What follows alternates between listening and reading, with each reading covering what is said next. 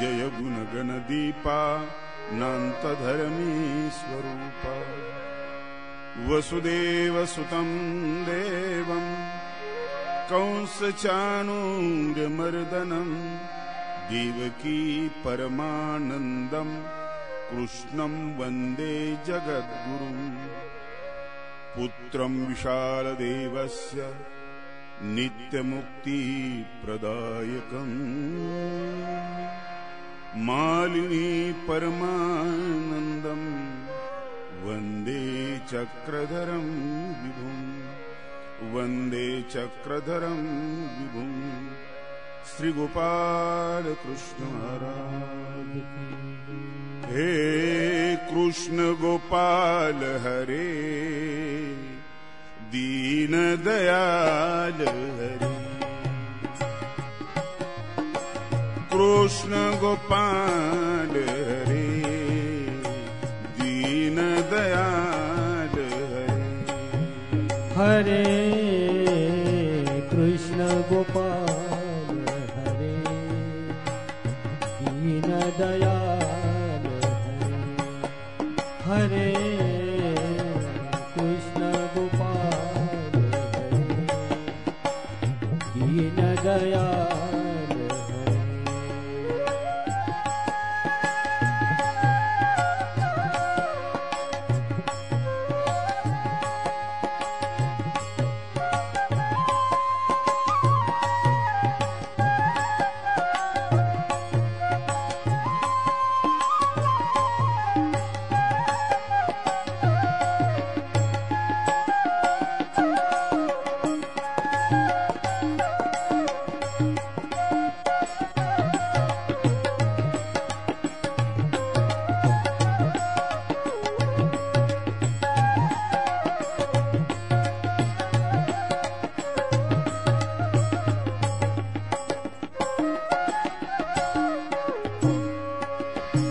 रथ आके रणभूमि में और कर्म योग के मर्म बताए रथ आके रणभूमि में और कर्म योग के मर्म बताए अजर अमर है परम तत्व यूं काया के सुख दुख समझाए अजर अमर है परम तत्व यूं काया के सुख दुख समझाए सखा सारथी शरणागत के सदा प्रीत पाल हरे दीन दयाल गोपाल हरे दीन दयाल हरे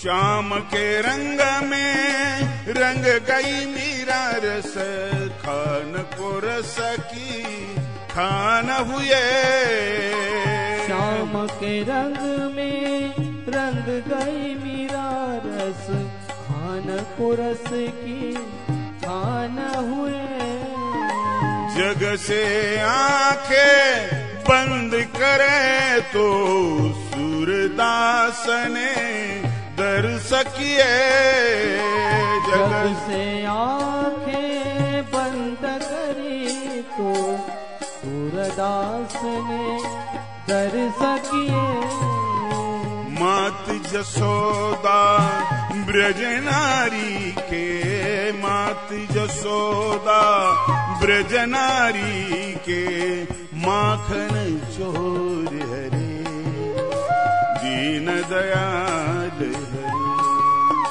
कृष्ण गोपाल हरे दीन दयाल हरे, कृष्ण गोपाल हरे दीन दयाल हरे, कृष्ण गोपाल हरे दीन दयाल हरे, कृष्णा कृष्ण गोपाल हरे, कृष्ण गोपाल म्हणा, दीन दयाल हरे दीन दयाल हरे, कृष्ण गोपाल हरे दीन दयाल हरे, कृष्ण गोपाल हरे दीन दयाल हरे, कृष्णा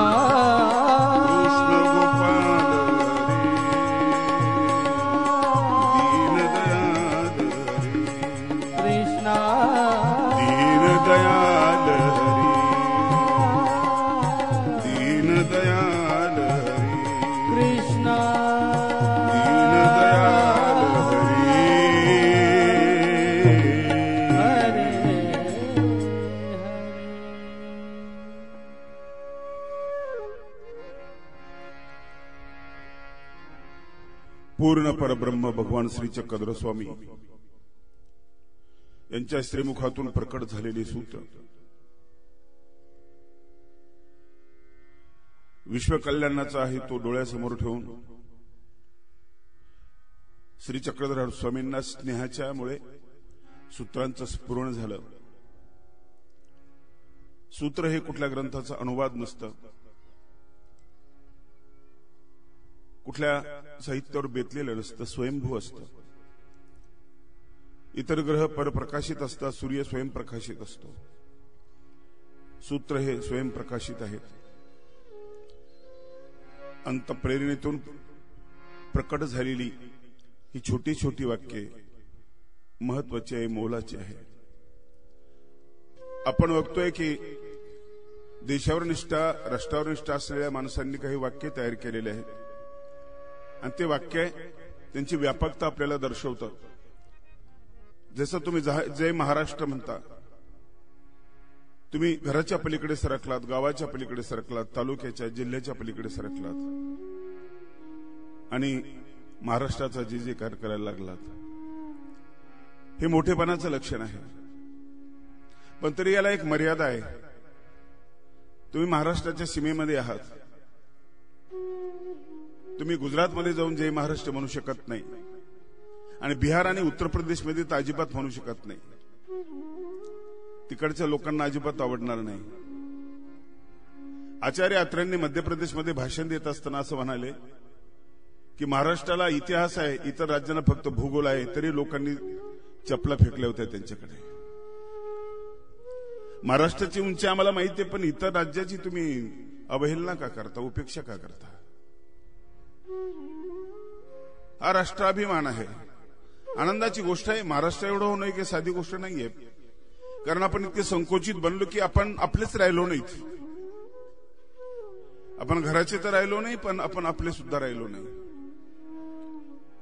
म्हणून व्यसनाच्या गर्तेमध्ये आपण सापडलो. आपलं आपल्यावर प्रेम जर असतं तर शरीराला हानिकारक वस्तूंचं आपण सेवन केलं नसतं. शरीराचा विनाश करणाऱ्या, शरीराचा ह्रास करणाऱ्या गोष्टीच्या सहवासात आपण गेलो नसतो. आणि म्हणून या तुलनेमध्ये हा खूप मोठा माणूस आहे. आणखी काही विचारवंतांना वाटलं की हा अपुरा शब्द आहे, महाराष्ट्रापुरता ठीक आहे, मग त्यांनी जय हिंद म्हणायला सुरुवात केली. आता ते खूप मोठे झाले. महाराष्ट्र आहे, मध्य प्रदेश आहे, गुजरात, सगळं सगळं पूर्ण भारत त्याच्यामध्ये आला. पण विनोबासारख्या विचारवंताला तोही शब्द अपुरा वाटला आणि मग त्यांनी जय जगत म्हणायला सुरुवात केली. जगताकार झाले ते. माणूस मोठा असा होत जातो. मग आता जगाची काळजी आहे. पण ज्ञानेश्वर महाराजांची व्याप्ती आणखी मोठी, ते विश्वाकार झाले.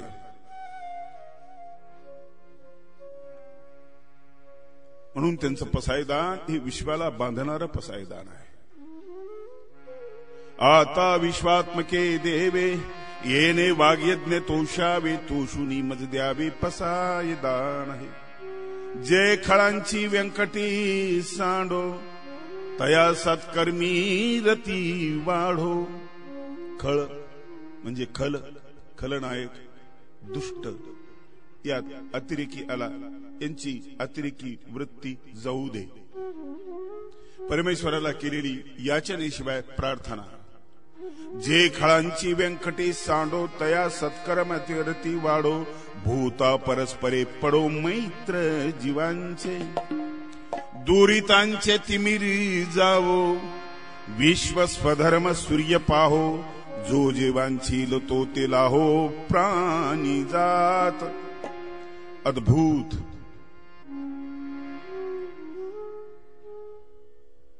म्हणून संत घरात मावत नाही, संत गावात मावत नाही.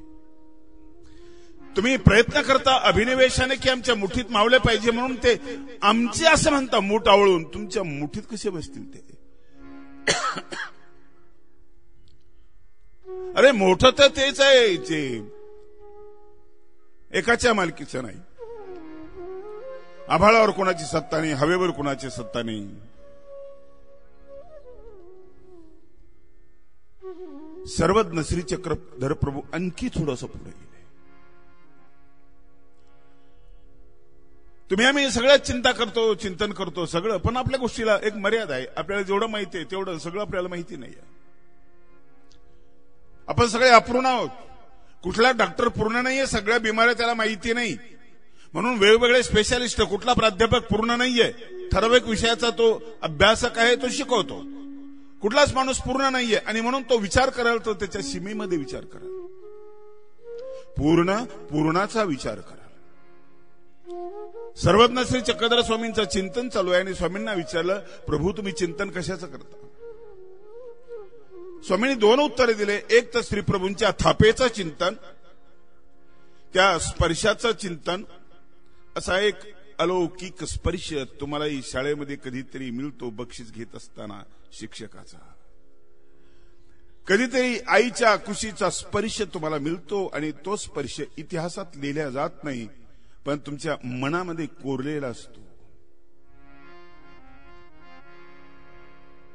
दुसरा स्वामींनी उत्तर दिले की बाई हे सकळ जीवात आहे चिंती. आता देशाच्या पलीकडे गेलेले आहे विचार. स्वामी सांगतात या ब्रह्मांडातले जीव वेगळे, अनेक ब्रह्मांड आहेत, तेथीची व्यवस्था तेथी अनसारिखी. सजीव सृष्टी आणखी कुठंतरी आहे, स्वामींनी मान्य केलं. त्या सगळ्यांचं आम्ही चिंतन करतो. म्हणून ते अनंत ब्रह्मांड नायक असा शब्द आम्ही वापरतो.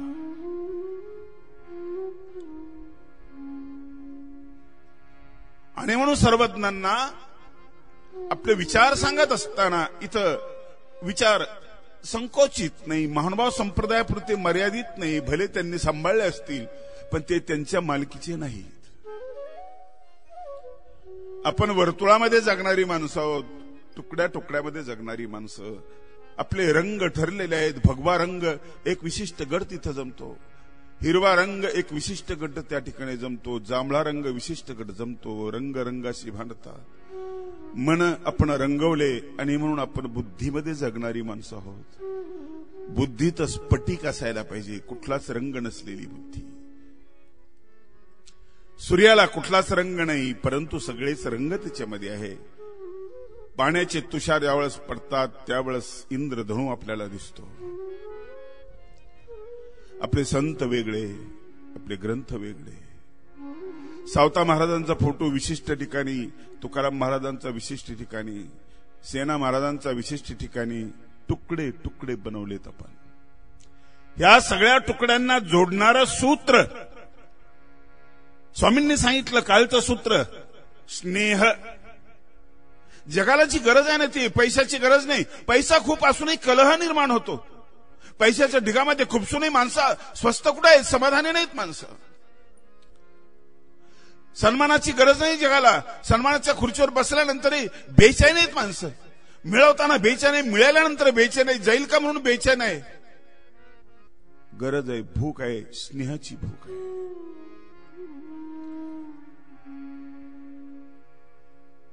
अजमल कसाब ज्यावेळेस मुंबईच्या कारागृहामध्ये आहे, त्या कारागृहामध्ये रक्षाबंधनाचा दिवस, महिला तिथे गेल्या कैद्यांना राखी बांधण्यासाठी. जेलमध्ये बंद असलेल्या लोकांनाही थोडंसं समाधान मिळावं आणि प्रेम मिळावं म्हणून राखी बांधायला गेल्या. त्याच्याकडे कोणी गेलं नाही.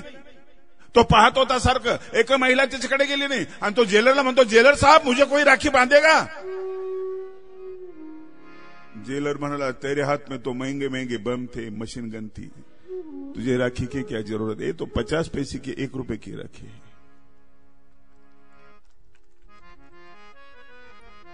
अत्यंत क्रूर आत्म्याला सुद्धा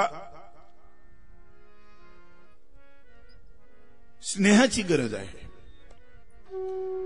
सगळ्याच प्राणीमात्रांना स्नेहाची गरज आहे. म्हणून कालचं सूत्र खूप मोलाचं आणि खूप महत्वाचं. त्याच्यावरच मी विवेचन करणार आणि पुढे जाण्याचा प्रयत्न करणार. स्नेह आता विषय झाला. काल अर्जुन कोरडा झालेला होता. रणभूमीमध्ये अर्जुनाला काही सुचत नव्हतं, काहीच कळत नव्हतं. त्याला काय करू त्याला कळत नव्हतं. अशा भांबवलेल्या अवस्थेमध्ये योग्य निर्णय घेण्याची क्षमता माणसामध्ये नसते.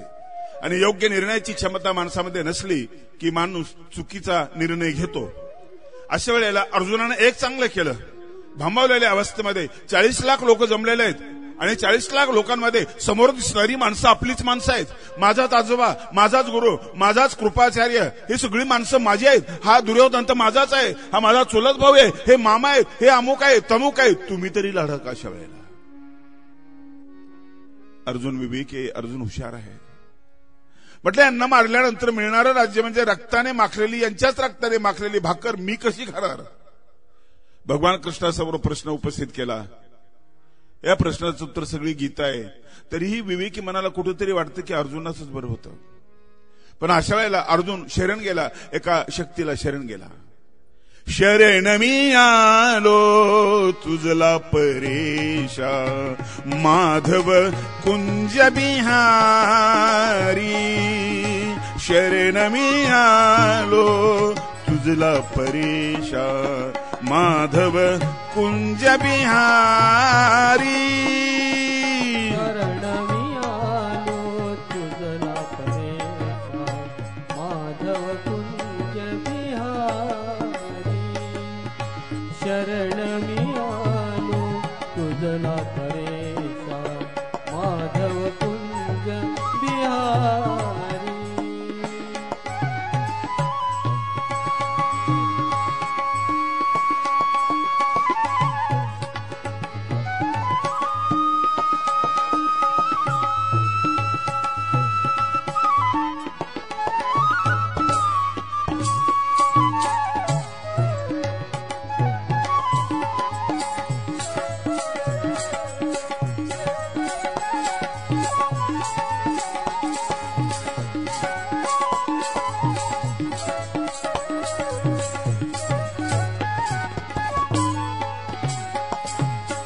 अव्यक्त व्यापक नाम निर्गुणा,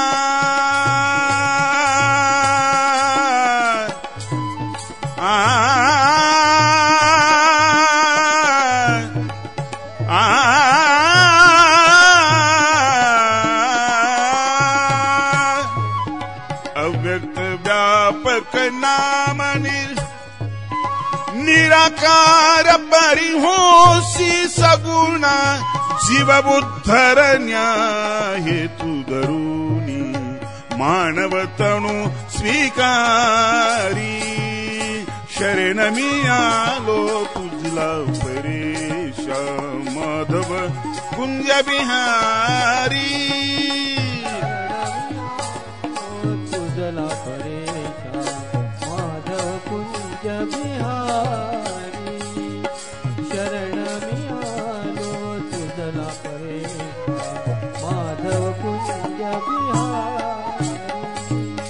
विनंती तुकी परिसा देवा देवा देवा. भगवंताने अर्जुनाला अगोदर शिव्या दिल्या, डोळ्यामध्ये अश्रू आले तर. क्षुद्रम हृदय दौर्बल्यम त्यक्तो तिष्ठ परंतप.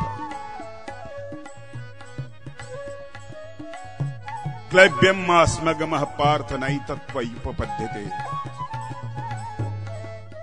अर्जुन कासावीस झाला.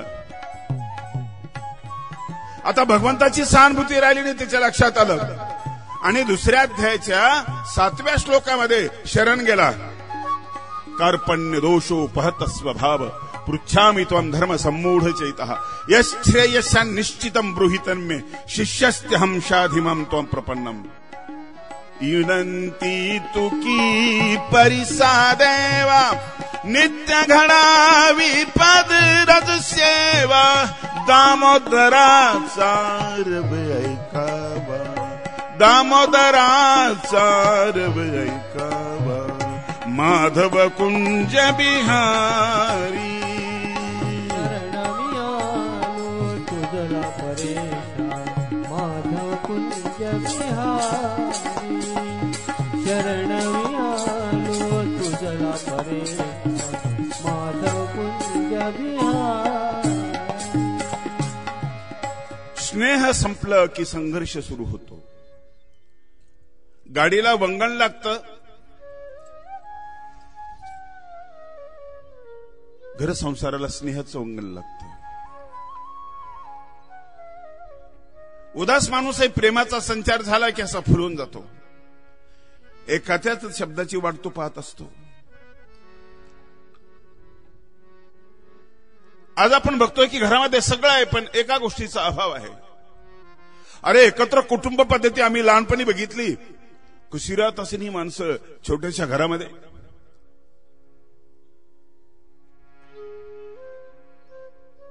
आज या मुलीला ही खोली, त्या मुलाला ती खोली, पाहुण्यांचं वेगळं. प्रत्येक लेकराला एका खोलीची आपण व्यवस्था केलेली आहे. एका खोलीमध्ये दोघं राहू शकत नाहीत.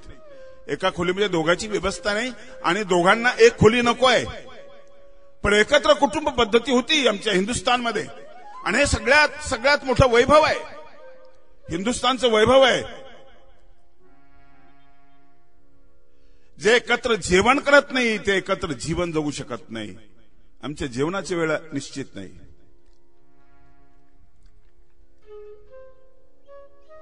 60-70 लोक एकत्र असायचे. 2 बायका असल्या तर लहानीला मुलगा झाला, मोठीला नाही तर मोठीला सांगायचे हा तुझा मुलगा आणि तो मुलगा तिलाच आई म्हणायचा, ती त्याला माझा मुलगा म्हणायची. कसं बांधलं गेलं असेल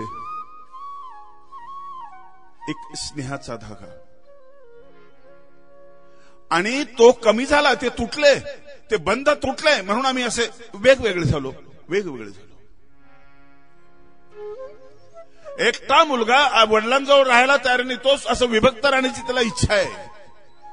अरे कधी काळी असा आमचा समाज होता की एकाच माणूस आयुष्यभर काम करायचं घरी. एखाद्या मोठ्या माणसाच्या घरी कसा सांभाळत असेल तो माणूस. आज गडी बदलतात, ड्रायव्हर बदलतो, स्वयंपाकीन बाया बदलतात, भांडे घासणाऱ्या बदलतात. काहीतरी कमी आहे की नाही? काहीतरी कमी आहे. छत्रपती शिवाजी महाराजांजवळ मरायला माणसं राहत होते. इथं जगायला माणसं राहायला जात नाही, तिथं मरायला माणसं राहत होते. बाजीप्रभू देशपांडे पावनखिंड लढत असताना वाट बघतोय, तोफेचा आवाज येतो का? राजे म्हणाले तोफेचा आवाज येतो, गडावर पोहोचलो तर लढतायत. इंच जखमा अंगाला झाल्या. मुठभर सैन्यानिशी तोंड देत आहेत. चालणी झाली अंगाची. तोफेचा धाड दिशी आवाज आला.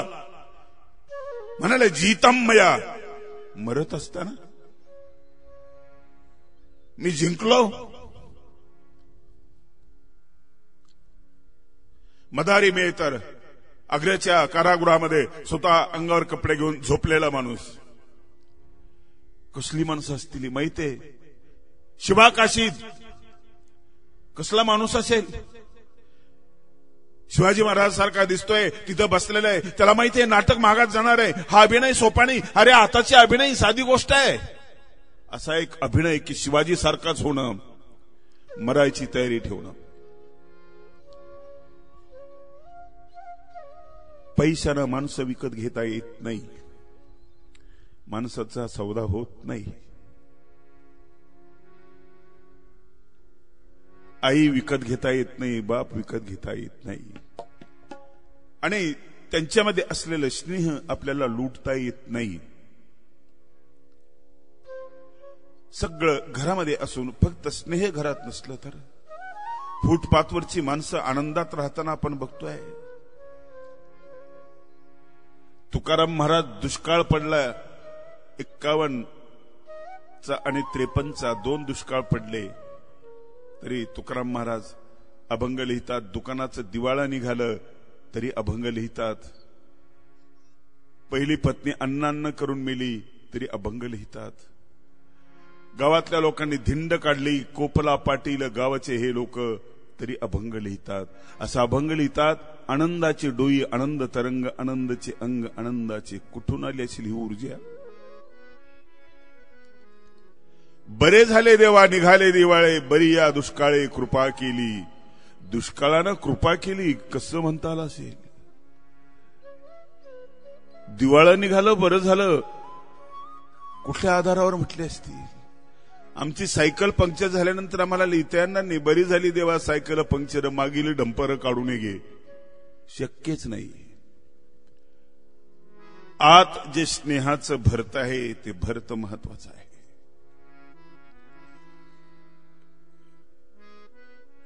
आपण इथपर्यंत काय आलो की स्नेह सगळ्या जगाला बांधत, स्नेह सगळ्या जगाची गरज आहे. सूत्रातला पुढचा शब्द आहे उचित. उचित हा शब्द अगदी योग्य शब्द आहे. जिथं स्नेह आहे ना त्या ठिकाणी उचित स्फुरत, उचिताचं स्फुरण होतं.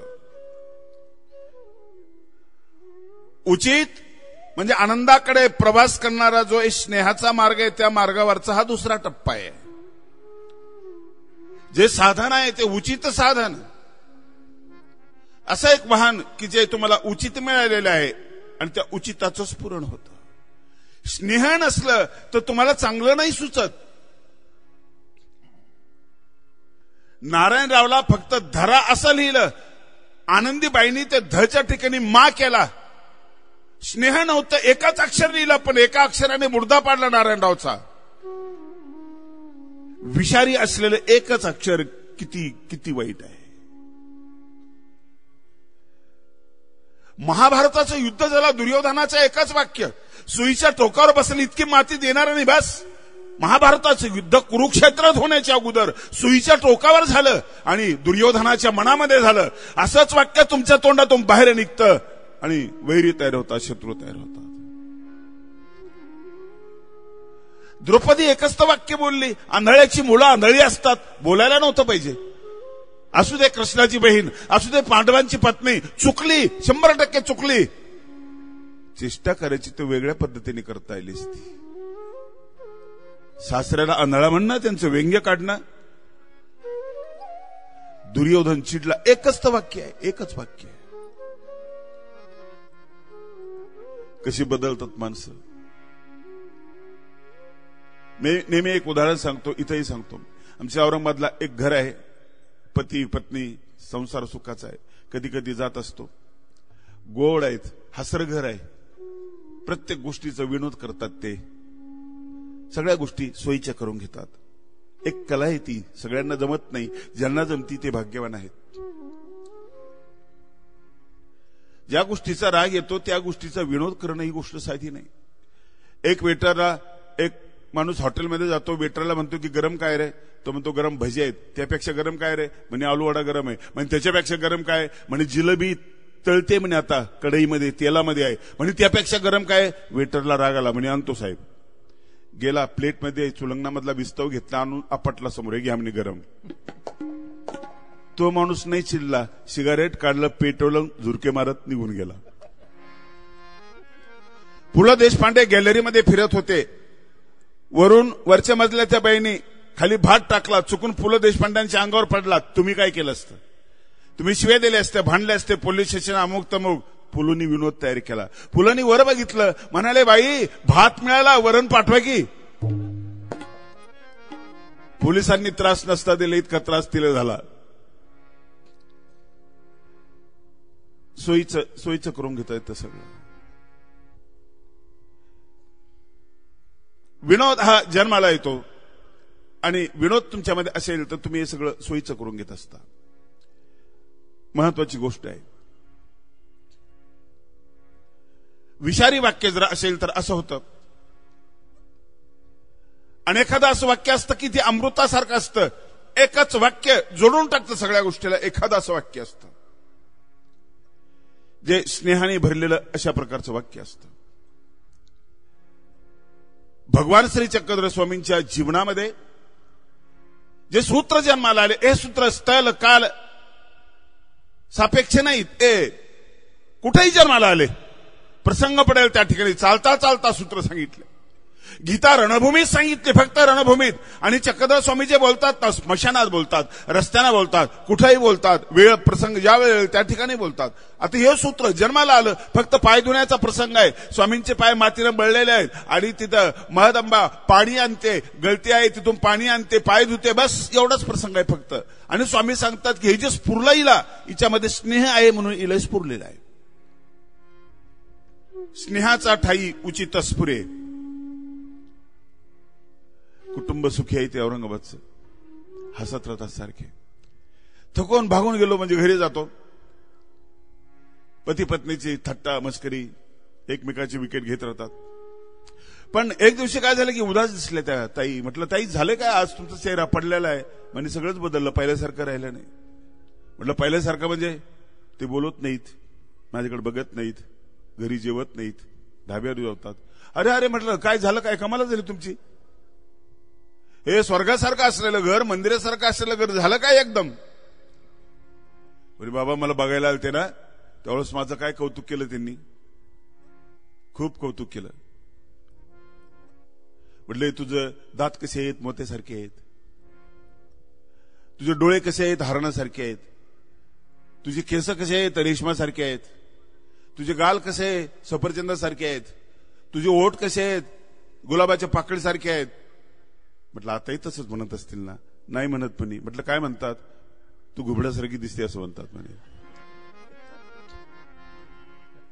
काहीतरी संपलं, पण घरात सगळं होतं, पगार येत होता, पैसा होता, पण काहीतरी कमी झालं म्हणून असं झालं. आणि मी किचनमध्ये एखादं गाणं म्हटलं, बाबा इतकं खुश व्हायचे म्हणे ते मला बघायला आले त्यावेळेस. मी कुठलं तरी गाणं गुणगुणवतो म्हणे, परदेशी परदेशी असं काहीतरी. ते म्हटलं काय तुझा आवाज ग, अगदी लता दिदी सारखा आवाज आहे. म्हटलं आताही तसं म्हणत असतील. आता तसं म्हणत नाही. म्हटलं काय म्हणतात, जर्सी गाई सारखा आवाज काढते म्हणे तू.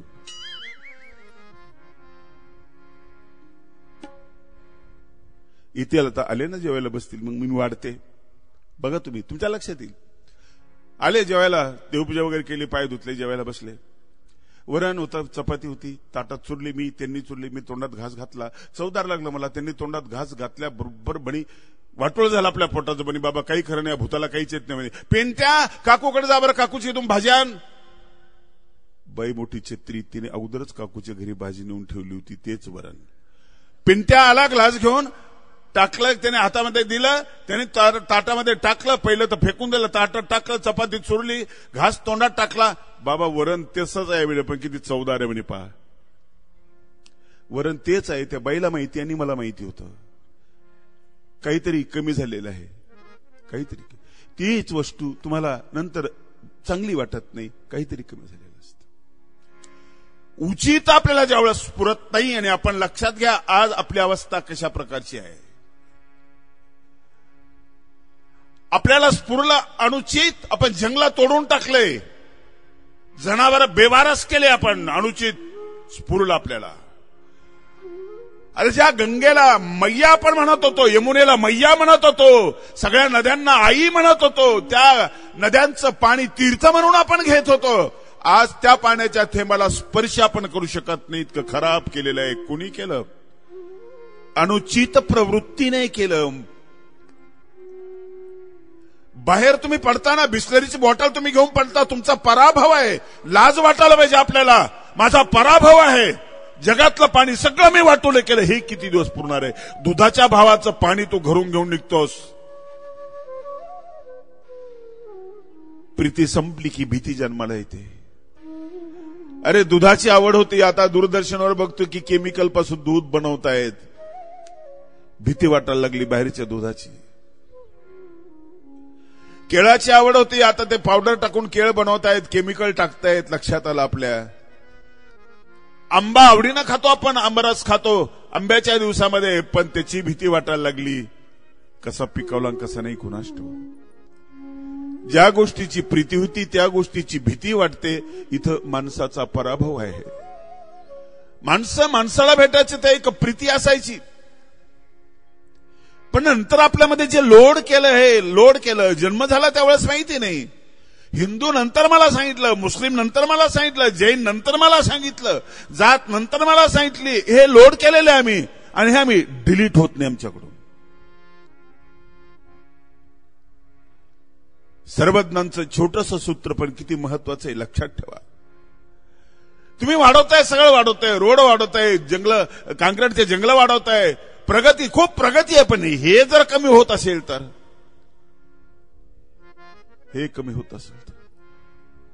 दगडामध्ये देव पाहण्याची दृष्टी असलेला माणूस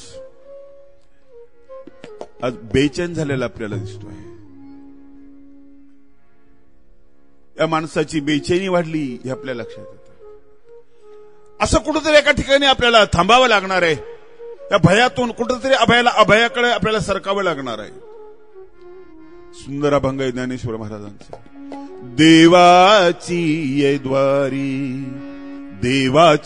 द्वारी उभा क्षणभर, देवाची ये द्वारी उभा क्षणभरी, तेने मुक्तिचारी साधिला, तेने मुक्तिचारी साधिला,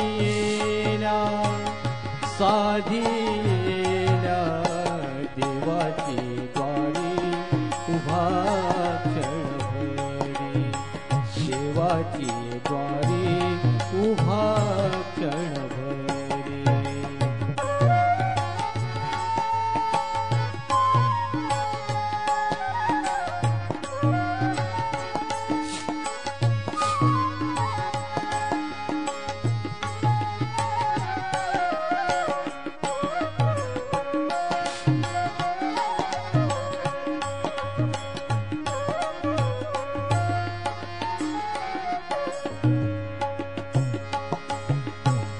हरिमुखे म्हणा, हरिमुखे म्हणा, हरिमुखे म्हणा, हरिमुखे म्हणा, पुण्याची गणना कोण करी, पुण्याची गणना कोण करी, कोण करी रे, देवाची द्वारी उभा क्षणभरी, तिने मुक्तिचारी साधिला, तिने मुक्तिचारी साधिला, साधिला.